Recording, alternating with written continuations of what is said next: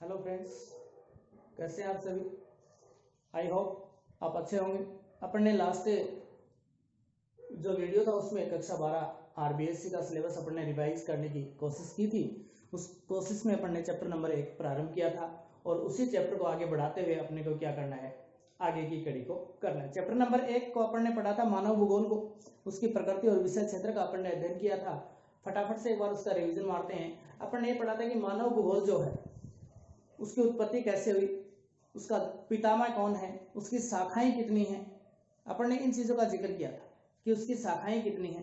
शाखाओं के बाद में अपन ने ये पढ़ा था कि जो मानव भूगोल है वो कितने, उसकी शाखाएं कितनी हैं, उसके वैज्ञानिक कौन से हैं, उसको आधुनिक जन्मदाता कौन है, उसका आधुनिक जो भूगोल है उसका जन्मदाता कौन है। ये सारी चीजें अपन ने इससे पहले वाली वीडियो में पढ़ ली थी। ये सारी चीजें देखने के लिए आप इससे पहले वाला वीडियो देख सकते हैं, उसका लिंक मैं डिस्क्रिप्शन में डाल दूंगा। आज अपने को शुरू करनी है मानव भूगोल की परिभाषाएं। ये जो मानव भूगोल की परिभाषाएं हैं ये कौन से वैज्ञानिक ने कब दी, क्या दी, वो सारी चीजें अपने को आज अध्ययन करनी है। तो देखिए, सबसे पहले अपन बात करते हैं रेड जेल की। तो जो रेड जेल है वो कौन है? रेड जेल जो आधुनिक मानव भूगोल है उसका क्या है, जन्मदाता है। और ये कहाँ का है? ये जर्मन का भूगोलवेत्ता है। कहाँ का है? ये जर्मन का भूगोलवेत्ता है। और इस भूगोलवेत्ता ने क्या बताया? इसने बताया कि जो मानव भूगोल है वो क्या करता है, वो मानव और धरातल के मध्य जो संबंध हैं, जो संश्लेषित संबंध हैं, उनका क्या करता है, उनका ये अध्ययन करता है। तो देखिए इसने क्या बताया, अपने नोटबुक में साथ साथ नोट करते जाइए, मैं फटाफट से लिख रहा हूँ कि रेडजेल के अनुसार जो मानव भूगोल की जो परिभाषा है वो क्या है। रेडजेल ने क्या बताया कि मानव भूगोल, क्या बताया, इसने बताया कि मानव भूगोल मानव समाजों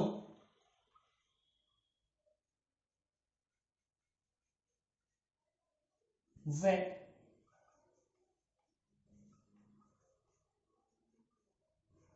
धरातल के मध्य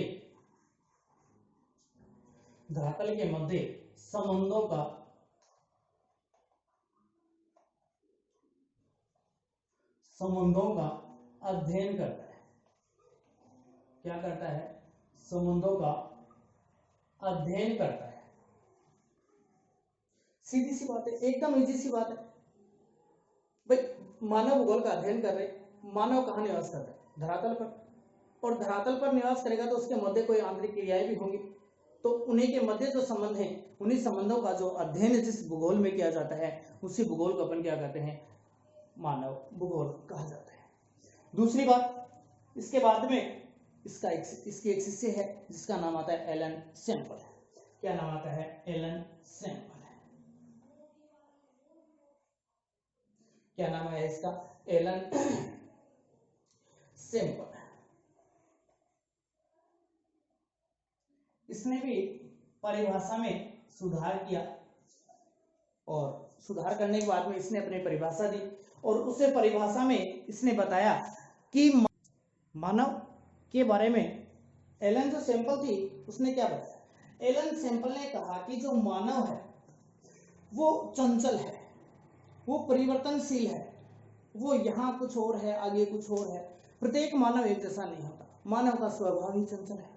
जब मानव का स्वभाव चंचल है तो उसने बताया कि जो मानव भूगोल है उसमें क्या किया जाता है, उसमें चंचल मानव और अस्थायी पृथ्वी, चंचल मानव और अस्थायी पृथ्वी के मध्य परिवर्तनशील संबंधों का जिस भी भूगोल में अध्ययन किया जाता है उसे ही अपन ने क्या बताया, उसे अपन ने कहा कि वही क्या है, मानव भूगोल है। यानी मानव भूगोल में क्या किया जाएगा, पृथ्वी भी क्या परिवर्तनशील है, मानव क्या चंचल है, स्वभाव है उसका परिवर्तनशील। दोनों के मध्य जो क्रियाएं होती हैं, जो संबंध स्थापित होता है, उसी संबंध का अध्ययन इसने बताया, एलन सैंपल ने बताया कि जिसमें इन दोनों का जो अध्ययन किया जाता है वही क्या है, मानव भूगोल है। देखिए यहाँ एक नाम आ रहा है अपना, नियतिवाद। ये जो विचारधारा है इस विचारधारा का भी अपने को साथ में ही अध्ययन करना है। देखो दोनों ही किस विचारधारा से प्रभावित है, नियतिवाद की विचारधारा से। यानी नियतिवाद की जो विचारधारा है वो है क्या, देखो नियतिवाद जो होती है उसमें प्रकृति को प्रधान माना जाता है और पुरुष को गौण माना जाता है, मानव को गौण माना जाता है। यानी प्रकृति जो आदेश दे उसी के अकॉर्डिंग अपने को काम करना है। दूसरी संभववाद, पहले अपन इन्हीं के बारे में अध्ययन कर लेते हैं एक बार कि नियतिवाद क्या है, संभववाद क्या है, और एक विचारधारा और आती है नवनियतिवाद। इन तीनों का ही अपन एक बार अध्ययन कर लेते हैं। तो अपने को क्या करना है, अपने को एक छोटी सी सारणी तैयार करनी है और उसी सारणी के अकॉर्डिंग अपन निश्चयवाद, संभववाद और नवनियतिवाद तीनों को एक साथ एक कंबाइंड सी सारणी में अध्ययन कर लेते हैं। तो तीनों के लिए अपन एक कॉलम बनाते हैं। पहला कॉलम बना लेते हैं अपन कौन सा, नियतिवाद।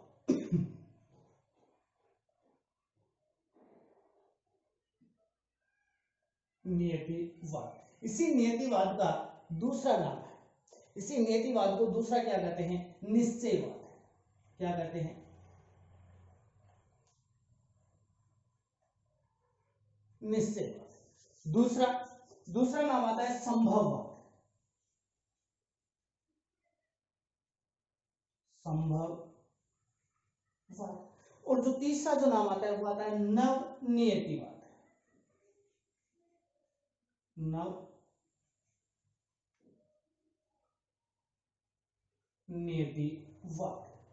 और नवनियति का दूसरा नाम क्या है, नवनिश्चयवाद। क्या नाम है, नवनिश्चयवाद।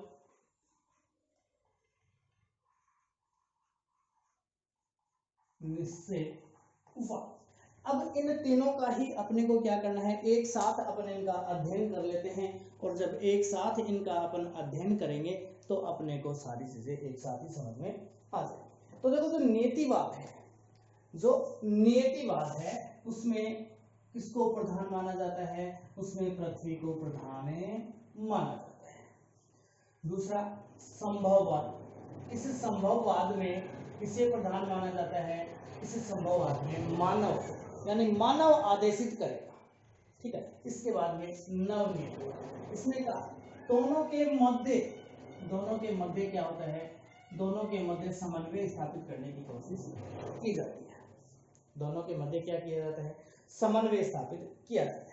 तो देखिए अपन पहले पॉइंट की बात करते हैं। पहले पॉइंट की यदि अपन बात करें तो पहला जो बात आती है वो क्या आती है, नियतिवाद में प्रकृति को, इसमें नोट कर लो साथ में, इसमें प्रकृति को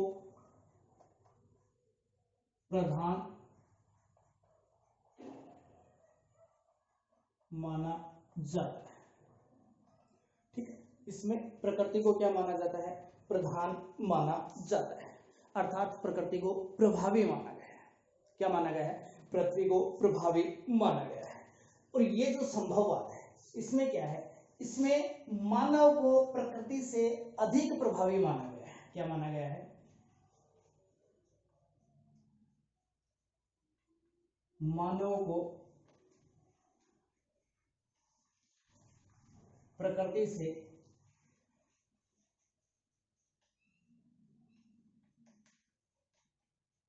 अधिक प्रभावी माना जाता है, माना जाता है। इसमें क्या होता है, मानव को अधिक प्रभावी माना जाता है।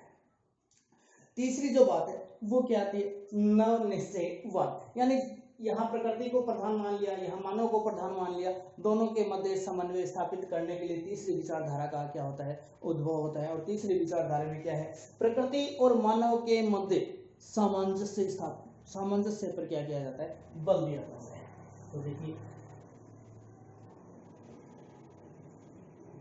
प्रकृति व मानव के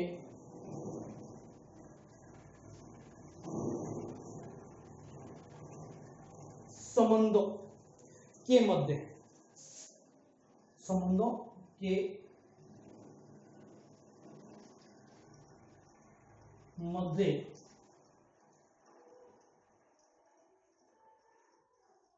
सामंजस्य,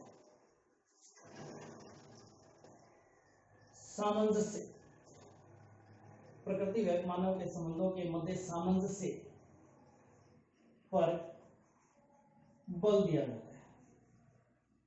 पर बल दिया जाता है। हो गई बात क्लियर। देखो इसमें निश्चयवाद यानी क्या कहा गया है, निश्चयवाद में प्रकृति को प्रधान माना है, संभववाद में मानव को प्रधान माना है। दोनों के मध्य क्या किया गया है, समन्वय को स्थापित करने के लिए तीसरी का विचारधारा उत्पन्न हुई और जो क्या करती है, दोनों के मध्य समन्वय स्थापित करने का काम करती है। अब देखो आगे की जो बात करें, अगर आगे की बात करें तो उसमें क्या आता है, जो नियतिवाद है वो क्या है, नितांत आवश्यकता की स्थिति है। नितांत क्या है, आवश्यकता है, यानी प्रकृति हमें जो आदेशित करती है वो क्या है, नितांत आवश्यक है। फिर दूसरी बात संभववाद। संभववाद में क्या, संभववाद क्या है, स्वतंत्रता की स्थिति है, नितांत स्वतंत्रता की स्थिति है। ठीक है, तो देखिए दूसरी जो बात है वो क्या आती है, नितांत आवश्यकता की स्थिति।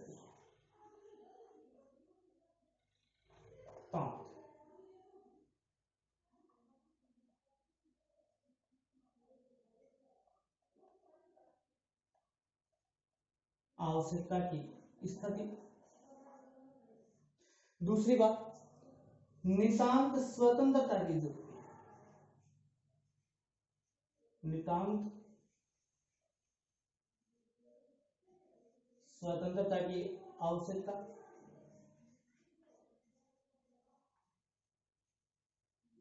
ठीक है, फिर तीसरी बात रुको, भाई कोई चीज है उसको समझो, उसके ऊपर विचार करो, यदि बहुत जरूरी है तो उस चीज का उपयोग करो, लेकिन आवश्यकता के अनुसार उसका क्या करना है, उपयोग करना है। तो एक नई विचारधारा इसके अंदर आती है जिसका नाम होता है रुको और जाओ, जिसका नाम क्या है, रुको और जाओ।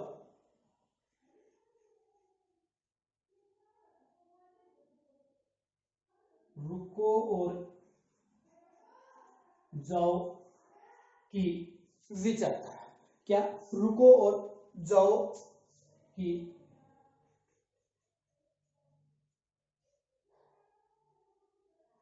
विचारधारा, रुको और जाओ की विचारधारा है, यानी नवनीतिवाद क्या है, रुको और जाओ की विचारधारा है। अब देखो तीसरी जो बात है इसमें क्या है, मानव ने, तीसरी बात क्या है, मानव प्रकृति का दास है।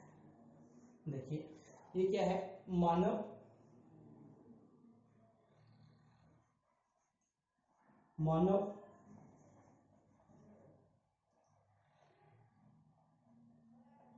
प्रकृति का दास। मानव क्या है, प्रकृति का दास है। अगली जो बात आती है संभववाद, उसमें क्या है, उसमें मानव प्रकृति का क्या है, स्वामी है। यहां तो देखो दास है लेकिन यहां स्वामी है, तो मानव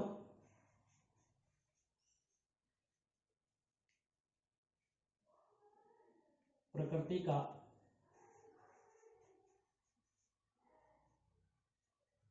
स्वामी है। ठीक है, अब इसी विचारधारा के विचारक कौन है, भूगोलवेत्ता कौन है, संभववाद के कौन है और नवनियतिवाद के कौन है। तो देखो इनके जो विचारक हैं, इसमें जो विचारक आते हैं उस विचारकों के यदि अपन नाम की बात करें तो अपन किसकी बात कर रहे हैं, अपन बात कर रहे हैं विचारक की। तो देखिए इनके जो विचारक हैं वो कौन कौन से हैं। इसका विचारक आता है फ्रेडरिक रेडसेल। पहला विचारक कौन है, रेडसेल। पहला विचारक का नाम आ गया रेडसेल।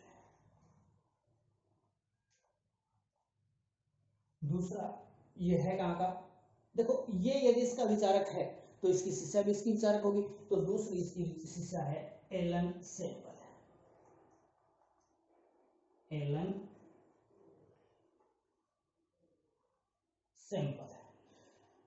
तो ये कहां का है, रेडसेल। रेडसेल है जर्मन का भूगोलवेत्ता और एलन सैंपल कहां की है, इसकी शिष्या जो है वो है अमेरिका की।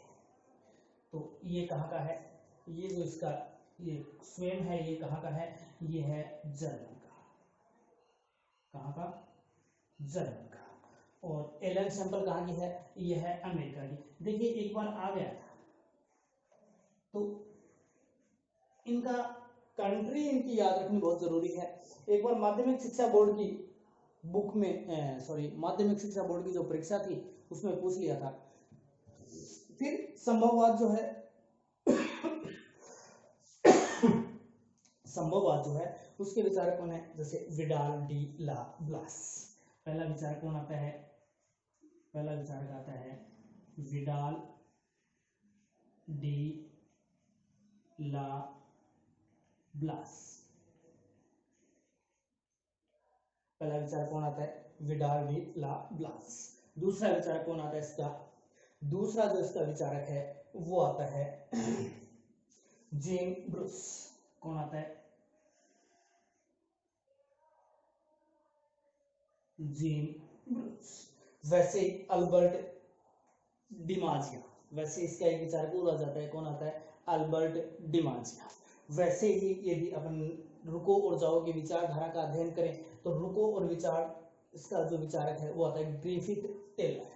इसका जो विचारक है वो कौन आता है, वो आता है ग्रिफिथ टेलर। ठीक है, इसका ये कहाँ का है, ये भी अमेरिका का ही है। ये कहाँ का है, ये है अमेरिका का।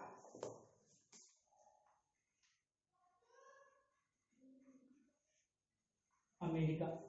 और विडाल्डी लावलास, जेन ब्रूस, ये कहाँ के हैं, ये दोनों ही कहाँ के हैं, ये दोनों ही हैं फ्रांस के। दोनों ही कहाँ के हैं, दोनों ही फ्रांस के हैं। ठीक है, तो देखिए एक बार इनको पुनः देख लो। पुनः जब देखते हैं तो पुनः देखने पर हमको पता चलता है कि नियतिवाद, संभववाद और नवनियतिवाद, तीनों जो विचारधाराएं हैं, ये तीनों विचारधाराएं जो हैं इसमें क्या क्या आता है। नियतिवाद में प्रकृति को प्रधान माना गया है, संभववाद में मानव को प्रधान माना है, और नवनियतिवाद में तीनों के मध्य, इसे दोनों के मध्य जो समन्वय स्थापित करने पर काम किया गया है। इसमें देखो प्रकृति को प्रधान माना है, इसमें किसको प्रधान माना है, प्रकृति को प्रधान माना है। इसमें किसको प्रधान माना है, इसको मानव, इसमें मानव को प्रधान माना है। इसमें किसको प्रधान माना है, इसमें मानव को प्रधान माना है। इसमें क्या किया गया है, दोनों के मध्य, देखिए प्रकृति व मानव, ये जो संबंध है इन दोनों के मध्य किस पर बल दिया गया है, इन दोनों के मध्य सामंजस्य पर बल दिया गया है। दोनों के मध्य सामंजस्य स्थापित करना है, उसी सामंजस्य पे इसमें बल दिया गया है। दूसरी बात क्या है, नियतिवाद क्या है, नियतिवाद कहती है कि ये नितांत आवश्यकता की स्थिति है, ये आपको मानना ही पड़ेगा। संभववाद स्वतंत्र हैं, हम जिस प्रकार से प्रकृति का उपयोग करना चाहें प्रकृति का उपयोग हम कर सकते हैं, इन सब चीजों में हम क्या स्वतंत्र हैं। लेकिन ये क्या कहता है, नवनियतिवाद क्या कहता है, ये कहता है कि एक बार उस चीज पे विचार करो, यदि बहुत ही आवश्यकता है तो आवश्यकता के अनुसार उसका उपयोग करो, बाकी उसका दोहन हमें नहीं करना है। इस प्रकार की स्थितियां हमारे सामने आती हैं।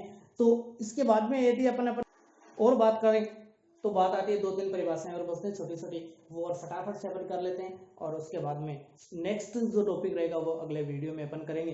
तो देखिए अगला जो नाम आता है वो किसका नाम आता है, वो आता है विडाल डी ला ब्लास का। तो विडाल डी ला ब्लास ने क्या कहा, देखिए उसने बताया, तो आप एक बार फटाफट से नोट कर लो, मैं फटाफट से नोट करवा देता हूँ और उसके बाद में अपन इसका समझ लेते हैं। इसने क्या बताया, इसने बताया कि मानव भूगोल, इसने क्या कहा, इसने कहा कि मानव भूगोल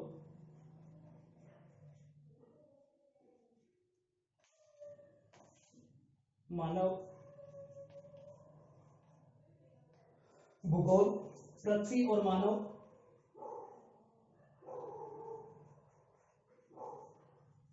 पृथ्वी और मानव के पारस्परिक, मानव के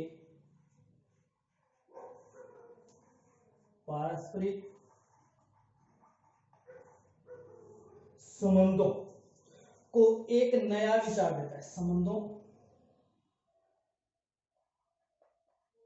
को एक नया विचार देता है, संबंधों को क्या करता है, एक नया विचार देता है, जिसमें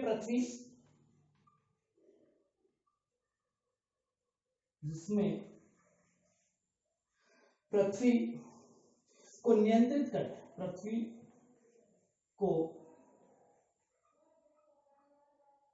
नियंत्रित करने वाले भौतिक करने वाले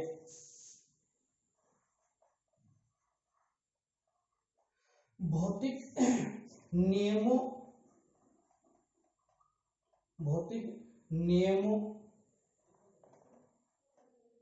तथा पृथ्वी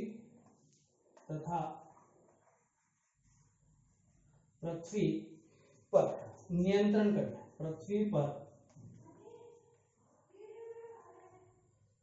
नियंत्रण करने वाले जीवों के पारस्परिक संबंधों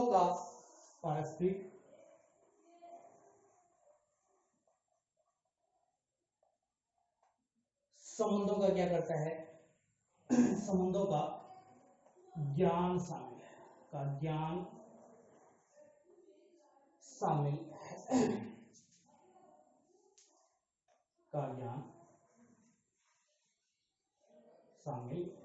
है, विडाल डी लाप्लास ने क्या कहा, उन्होंने कहा कि मानव भूगोल क्या करता है, पृथ्वी और मानव के जो पारस्परिक संबंध हैं, मानव और पृथ्वी के जो पारस्परिक संबंध हैं, उन संबंधों को क्या करता है, मानव भूगोल क्या करता है, एक नया विचार देता है। क्या देता है? एक नया विचार देता है। किसको देता है?